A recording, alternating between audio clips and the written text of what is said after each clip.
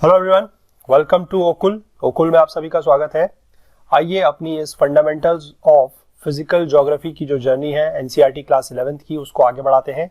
हमने पिछले चैप्टर में, जो कि चैप्टर 8 था, उसमें composition and structure of atmosphere के बारे में पढ़ा। उस चैप्टर से मैंने आपको बताया था कि हमने क्लाइमेटोलॉजी को स्टार्ट किया है, तो उसी कड़ी में आगे बढ़ते हैं, उसी सीरीज में आगे बढ़ते हैं चैप्टर 9 के साथ, जो कि है solar radiation, heat balance and temperature. तो इस चैप्टर को थोड़ा सा अच्छे से समझना है तो हम इसको मल्टीपल पार्ट्स में लेके चलेंगे, तो इसलिए यह है इसका पहला पार्ट। तो आइए शुरुआत करते हैं। और शुरू करने से पहले एक बार फिर वही इंपॉर्टेंट इन्फॉर्मेशन, अगर आपने अभी तक हमारे चैनल को सब्सक्राइब नहीं किया है तो प्लीज जल्दी से सब्सक्राइब कर लीजिए और बेल आइकन प्रेस कर लीजिए, सो दैट आपको आने वाले सभी वीडियोस के नोटिफिकेशन टाइम टू टाइम मिल सके। तो आइए शुरू करते हैं चैप्टर 9 को पार्ट 1 के साथ। देखिए, यह chapter solar radiation, heat balance and temperature. तो देखते हैं इसमें सबसे पहले इंपॉर्टेंट चीज क्या लिखी गई है। देखिए, एयर क्या होती है, ये हम पिछले चैप्टर में भी पढ़ चुके हैं और हम आगे देखते हैं कि air in motion is called as wind. और हमें पता है कि एयर हमारे तरफ है, हमारे चारों ओर है, लेकिन वो कैसी है, कलरलेस है, ओडरलेस है, इसलिए हमें वो पता नहीं लग पाती है। ठीक है, हमने ये पिछले क्लास में भी इस चीज को देखा था कि air is colourless and air is also odourless, तो हमें उसके बारे में पता नहीं लग पाता है। और जब वो एक विंड के फॉर्म में, मोशन के फॉर्म में होती है या विंड के फॉर्म में होती है, तभी हम उसको फील कर सकते हैं। ठीक है, चलिए आगे देखते हैं। The earth receives almost all of its energy from the sun. ये सही बात है कि जो मेजर सोर्स है जिससे अर्थ को एनर्जी मिलती है वो है sun. The earth in turn radiates back to space the energy received from the sun. ये मैंने आपको पिछले पार्ट में ही बताया था। इस चीज का जिक्र पिछले चैप्टर में भी हुआ था कि जो अर्थ है जब वो गर्म हो जाती है तो वो खुद एक रेडिएटिंग बॉडी बन जाती है, तो एनर्जी जो है वो अर्थ भी वापस रेडिएट करती है। ठीक है, किसको रेडिएट करती है, स्पेस को। और वही एनर्जी जो वो सन से लेती है, अर्थ की कोई अपनी एनर्जी नहीं है, वो सारी की सारी एनर्जी सन से लेती है और बदले में कुछ एनर्जी जो है वो रेडिएट करती है बैक टू दी स्पेस। तो as a result the earth neither warms up nor does it gets cooled over a period of time. यानी कि जितनी वो एनर्जी लेती है वो सारी की सारी एनर्जी क्या होती है, वो स्पेस में दे देती है। अभी आगे जाके इसी चीज को हम समझेंगे हीट बैलेंस के थ्रू कि किस तरीके से ये चीजें होती है। तो इसीलिए ये होता है कि जितनी एनर्जी आ रही है अर्थ पे सन के से और वापस उतनी ही एनर्जी स्पेस में जा रही है, तो उसकी वजह से क्या होता है कि अर्थ का टेम्परेचर ना ही बहुत ज्यादा बढ़ता है, ना ही बहुत ज्यादा अर्थ गर्म होती है और ना ही वो बहुत ज्यादा ठंडी होती है। दस the amount of heat received by different parts of the earth is not the same. लेकिन ये बात भी है कि अर्थ में अलग अलग जगहों पर, डिफरेंट पार्ट्स पे जितनी भी हीट रिसीव हो रही है वो सेम नहीं है। और इसी सेम नहीं होने की वजह से, ऐसी वेरिएशन की वजह से क्या होता है, this variation causes pressure differences in the atmosphere. क्योंकि टेम्परेचर सेम नहीं होगा जगहों का, तो प्रेशर भी सेम नहीं होगा। और प्रेशर अगर सेम नहीं होगा तो उसकी वजह से क्या होगा, एटमॉस्फेयर में प्रेशर डिफरेंस आएगा। और इसकी वजह से क्या होगा कि transfer of heat from one region to another. क्योंकि अगर प्रेशर सेम नहीं होगा तो विंड्स जो है वो मूव करेंगी, यानी कि जो एयर है उसका मूवमेंट होगा, जिसको हम विंड बोलते हैं। तो उसी वजह से क्या होगा कि हीट ट्रांसफर होगा। ठीक है, तो इसी चैप्टर में हम इस सारे प्रोसेस के बारे में समझेंगे कि किस तरीके से हीटिंग होती है, किस तरीके से कूलिंग होती है और उसी से किस तरीके से टेम्परेचर का डिस्ट्रीब्यूशन होता है ओवर द अर्थ सरफेस। चलिए आगे देख लेते हैं। इसमें सबसे पहले आगे लिखा गया है about the solar radiation. The earth receives, the earth's surface receives most of its energy in short wavelengths। ठीक है, ये सबसे ज्यादा इंपॉर्टेंट है समझने के लिए, ये सबसे ज्यादा इंपॉर्टेंट है। मैं इसलिए आपको यहां पर लिख देता हूं, आगे जाके आप चैप्टर के लास्ट में देखेंगे एक चीज लिखी गई है, एक लॉ का नाम लिखा गया है, that is known as the Planck's law. ठीक है, ध्यान रखेंगे नाम को, प्लैंक्स लॉ से। और इस पे क्या होता है कि जो वेवलेंथ है, ठीक है, वेवलेंथ इज, आप लिख सकते हैं प्रोपोर्शनल टू या इनवर्सली प्रोपोर्शनल टू टेम्परेचर। यानी कि अगर टेम्परेचर हमारा ज्यादा होगा तो हमारी वेवलेंथ जो है वो शॉर्ट वेवलेंथ होगी। ठीक है, और अगर टेम्परेचर कम होगा तो वेवलेंथ जो होगी वो लॉन्गर वेवलेंथ होगी। अब देखिए, जो सन से एनर्जी आती है, सन का टेम्परेचर आपको पता है बहुत ज्यादा है, तो जो सन से एनर्जी आती है, जो अर्थ रिसीव करती है most of the energy, temperature ज्यादा है तो उसकी वेवलेंथ कैसी होती है, शॉर्ट वेवलेंथ। ठीक है, और ये होता है प्लैंक्स लॉ की वजह से। The energy received by the earth is known as incoming solar radiation, which in short is known as insolation। तो ध्यान रखेंगे, जो अर्थ में एनर्जी आती है, कहां से आती है एनर्जी, सन से आती है, उसको बोला जाता है इनकमिंग सोलर रेडिएशन या फिर इंसोलेशन। और वो कैसी होती है, उसका टेम्परेचर ज्यादा होता है, इसलिए उसकी जो वेवलेंथ होती है वो कैसी होती है, शॉर्ट वेवलेंथ होती है। ठीक है, इन चीजों को आप अच्छे से याद रखेंगे।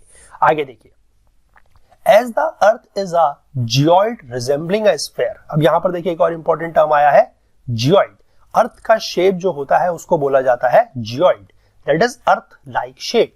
और अगर आप इसको थोड़ा सा और अगर ज्योमेट्रिकल इसमें जाएंगे तो इस शेप को बोला जाता है, कहीं कहीं पर आप लिखा हुआ पाएंगे, इस शेप को बोला जाता है ऑब्लेट स्फेरॉइड। ठीक है, ऑब्लेट स्फेरॉइड या फिर जियोइड, रिजेंबलिंग अ स्फीयर, जो कि स्फीयर की तरह लगता है। The sun rays fall obliquely at the top of the atmosphere and the earth intercepts a very small portion of the sun's energy। क्योंकि आपको पता है कि अर्थ के चारों तरफ किसका एनवलप है, किसका कवर है, एटमॉस्फेयर का।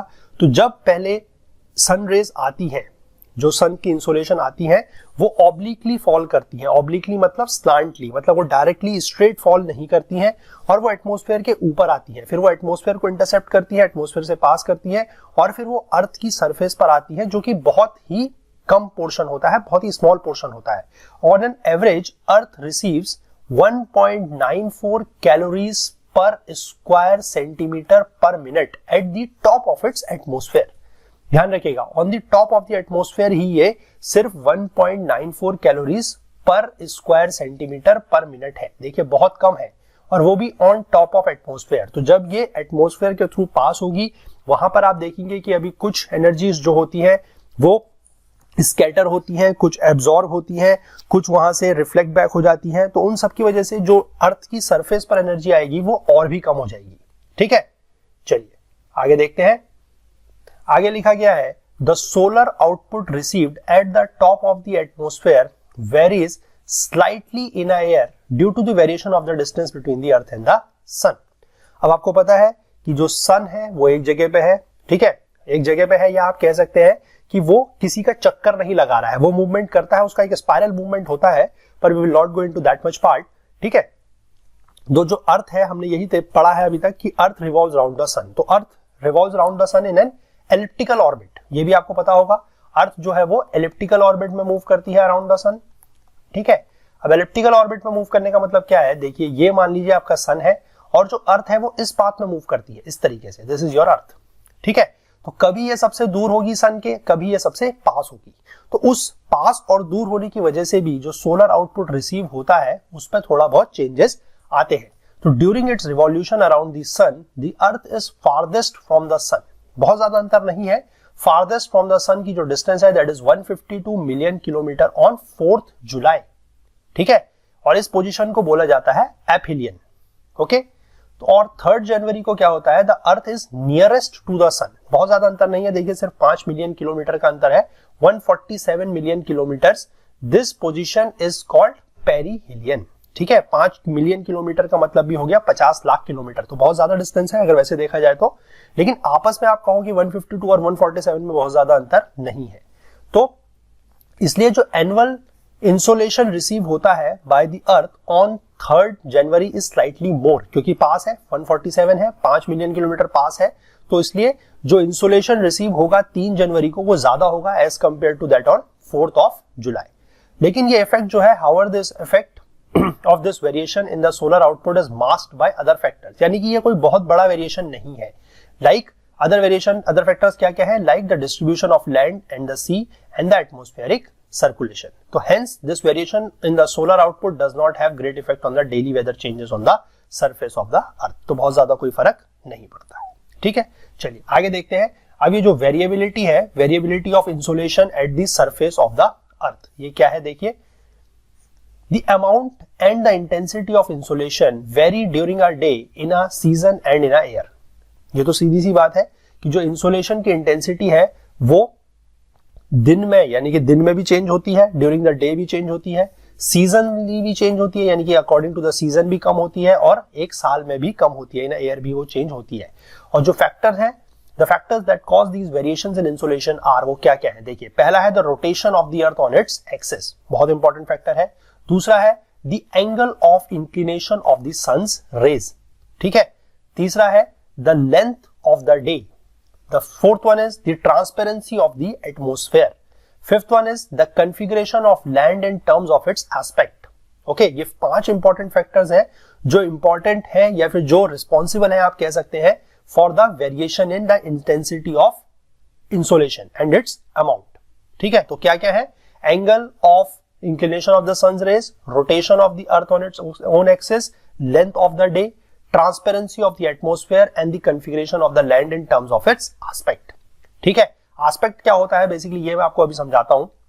सपोज करिए आपकी ये एक वॉल है, ठीक है, सपोज करिए आपकी यहां से सनरेज आ रही हैं, एक मिनट रुकिए सर, ठीक, देखिए सपोज करिए आपकी एक स्ट्रेट वॉल है, ठीक है, और एक आपकी यहां से सनरेज आ रही है, ठीक है, these are your sunrays, okay, और एक वॉल आपकी ऐसी है।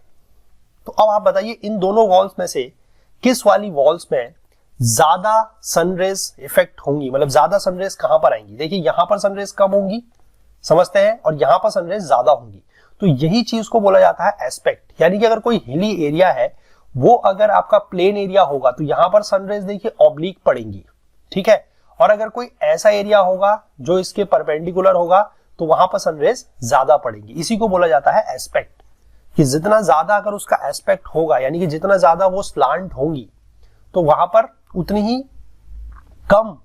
कम वहां पर क्या होगी, उतनी ही कम वहां पर इंटेंसिटी आपको मिलेगी। ठीक है, चलिए, लेकिन ये लिखा गया है कि the last two however have very less influence. Last कौन कौन से हैं? ट्रांसपेरेंसी ऑफ द एटमॉस्फेयर और एस्पेक्ट। ठीक है, चलिए आगे देखते हैं। The fact that the earth's axis makes an angle of 66.5 degree with the plane of its orbit around the sun has greater influence on the amount of insolation received at different latitudes। ये बहुत important factor है, ठीक है, बहुत important factor है कि अर्थ जो अपने एक्सिस से, आपको पता है कि ये अर्थ है, ठीक है, और ये अपना रोटेशनल एक्सिस से इस तरीके से है, यानी कि अगर आप इसको ऐसे स्ट्रेट बनाएंगे तो जो ये वाला एंगल है, दिस एंगल, ये वाला एंगल जो है, ठीक है, this angle is your how much, 66.5 degree. तो इसकी वजह से बहुत ज्यादा इफेक्ट पड़ता है। ठीक है, नेक्स्ट है the second factor that determines the amount of insolation received is the angle of inclination of the rays, कि रेज कितनी ज्यादा इंक्लाइंड है। अब ये डिपेंड करता है किस पे? Latitude of a place. जितना ज्यादा हायर लैटिट्यूड होगा, यानी कि जितना ज्यादा हम पोल की तरफ होंगे, तो उतना ही कम एंगल बनेगा दे make with the surface of the earth resulting in the slant sun rays. समझ पा रहे हैं? आप देखिए यहां पर ये सनरेज आ रही है, ठीक है, these are your straight sunrays. अब जितना ज्यादा वो यहां पर हम पोल की तरफ को होंगे, ठीक है, higher the latitude less is the angle they make with the surface, तो वो उतना सरफेस के साथ कम एंगल बनाएंगी और उतनी ही ज्यादा क्या होंगी, जो सनरेज है वो स्लांट होंगी। समझ पा रहे हैं? स्लांट होंगी, ठीक है, और सनरेज जितनी ज्यादा, क्योंकि देखिए ये सरफेस है, सरफेस आप ये मान के चलिए ये आपकी सरफेस, और उतनी ही ज्यादा, देखिए यहां पर अगर आप सरफेस ले रहे हैं, ये सरफेस है, तो यहां पर ऑलमोस्ट सरफेस के परपेंडिकुलर, मैंने आपको बताया कि परपेंडिकुलर अगर होगा तो उतनी ही ज्यादा सनरेज पड़ेंगी। ठीक है, अब ये वाली जगह आप ले लीजिए, इस जगह पर देखिए कितनी ज्यादा ये सरफेस है और यहां पर कितनी ज्यादा स्लांट में सनरेज आ रही है, ठीक है, तो उतनी ही ज्यादा वो सनरेज स्लांट होंगी। अब आपको एक चीज पता है, देखिए आपको ये एक्सपेरिमेंट आप घर में भी कर सकते हैं। ये आप मान लीजिए कोई सरफेस है, ठीक है, या यहां पर आप मान लीजिए एक कार्डबोर्ड रख लीजिए या कोई प्लेन पेपर रख लीजिए, ठीक है, इसके ऊपर से आप यहां से एक टॉर्च जलाइए। ठीक, अब आप अगर इसको स्ट्रेट रखेंगे, यानी कि ये प्लेन ऑफ पेपर है और ये आपने ऊपर से टॉर्च जलाया जो इसके परपेंडिकुलर है, तो आप देखेंगे कि यहां पर नीचे एक छोटा सर्किल बनेगा। ठीक, अगर इसी के जस्ट थोड़ा सा अगर आप इसके एंगल को हटा के थोड़ा सा अगर आप टॉर्च को इस डायरेक्शन में रखेंगे, सपोज करिए आप टॉर्च को इस डायरेक्शन में रखेंगे, तो आपका जो यहां पर सर्किल बनेगा वो एक बड़ा सर्किल बनेगा। ठीक है, अब देखिए जो अमाउंट ऑफ इंटेंसिटी है, यानी कि जो इंटेंसिटी टॉर्च की लाइट की है वो सेम है, चाहे आप उसको परपेंडिकुलर रखें या चाहे आप उसको स्लांट डायरेक्शन में रखें, वो तो सेम है। लेकिन जब आप इसको परपेंडिकुलर रख रहे हैं तो आपका नीचे एरिया कम कवर हो रहा है।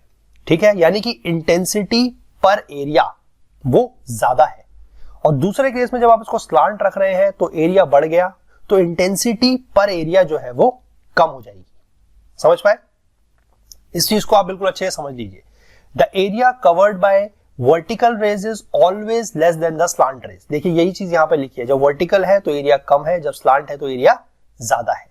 If more area is covered the energy gets distributed and the net energy received per unit area decreases. तो नेट एनर्जी रिसीव्ड जो होगी पर यूनिट एरिया वो डिक्रीज हो जाएगी। Moreover the slant rays are required to pass through greater depth of the atmosphere resulting in more absorption, scattering and diffusion. समझ पाए? पहला reason तो ये है कि एरिया बढ़ जाएगा तो energy received per unit area कम हो जाएगी, और दूसरी चीज ये है कि जितनी ज्यादा स्लांट सनरेज होंगी उसको एटमॉस्फेयर का उतना ज्यादा पार्ट कवर करना पड़ेगा, और जितना ज्यादा एटमॉस्फेयर का पार्ट कवर करना पड़ेगा उतनी ही ज्यादा उसको क्या होगी, उसमें एब्जॉर्प्शन होगा, स्कैटरिंग होगी और डिफ्यूजन होगा, तो energy received per unit area उस वजह से भी कम हो जाएगी। ठीक है, चलिए आगे देखते हैं क्या लिखा है। देखिए, the passage of solar radiation through the atmosphere, कि एटमॉस्फेयर के थ्रू सोलर रेडिएशन कैसे पास होती है। Atmosphere is largely transparent to short wave solar radiation. मैंने आपको पिछली बार भी बताया था जब हम पढ़ रहे थे कार्बन डाइऑक्साइड के बारे में, कि कार्बन डाइऑक्साइड जो है वो ट्रांसपेरेंट होती है सोलर रेडिएशंस के लिए, लेकिन जो टेरेस्ट्रियल रेडिएशंस होती है उनके लिए ओपेक होती हैं। तो उसी तरीके से यहाँ पर लिखा गया है कि एटमॉस्फेयर जो है वो लार्जली ट्रांसपेरेंट है to short wave solar radiation. तो जो इनकमिंग सोलर रेडिएशन होती है they passes through the atmosphere before striking the earth surface. Obviously है क्योंकि बीच में एटमॉस्फेयर है तो एटमॉस्फेयर से पास करेंगी। With the the troposphere water vapour, ozone and other gases absorb much of the near infrared radiation. तो इंफ्रारेड रेडिएशंस को ये चीजें जो है वो कैप्चर कर लेती हैं, एब्जॉर्ब कर लेती हैं, तो इंफ्रारेड रेडिएशंस हमें नहीं दिखाई देती हैं। दूसरी चीज ये है कि ओजोन के बारे में आपने पढ़ा है कि जो ओजोन की लेयर है वो most of the UV rays को भी फिल्टर कर देती है, एब्जॉर्ब कर लेती है, एक्ट्स एज अ फिल्टर। तो हमें सिर्फ विजिबल रीजन का जो पार्ट है वो ही हमें दिखाई देता है। नेक्स्ट है very small suspended particles in the troposphere. हमने पढ़ा था कि ट्रोपोस्फेयर में सिर्फ गैसेस और वाटर वेपर नहीं होते हैं, वहां पर क्या होता है, वहां पर स्मॉल सस्पेंडेड पार्टिकल्स भी होते हैं। तो वो क्या करते हैं, वो जो विजिबल स्पेक्ट्रम होता है उसको स्कैटर करते हैं। कहां की तरफ? दोनों तरफ, towards the space and towards the earth surface, दोनों तरफ स्कैटर करते हैं। उस प्रोसेस से क्या होता है, this process adds colour to the sky. तो जो हमें कलर दिखाई देता है वो बेसिकली किसकी वजह से है, जो हम कहते हैं कि द स्काई इज ब्लू, वो स्काई जो ब्लू है वो इसी वजह से दिखता है कि जो स्मॉल सस्पेंडेड पार्टिकल्स होते हैं द ट्रोपोस्फेयर दे स्कैटर। जो विजिबल स्पेक्ट्रम होता है वो उसको स्कैटर कर देते हैं both towards the space and towards the earth surface. इस प्रोसेस से हमें स्काई में कलर दिखाई देता है। अब जो रेड कलर दिखाई देता है of the rising and the setting of the sun and the blue colour of the sky are the result of the scattering of light within the द एटमॉस्फेयर। वो लाइट की स्कैटरिंग की वजह से हमें दिखाई देता है। ठीक है, चलिए आगे देखते हैं spatial distribution of insolation at the earth surface, कि अर्थ की सरफेस पर जो इंसोलेशन है वो किस तरीके से डिस्ट्रीब्यूटेड है। स्पेशली डिस्ट्रीब्यूटेड मतलब ये वर्ड आपका जो है ये आपका स्पेस से रिलेटेड है, यानी कि जगहों से रिलेटेड है, स्पेस।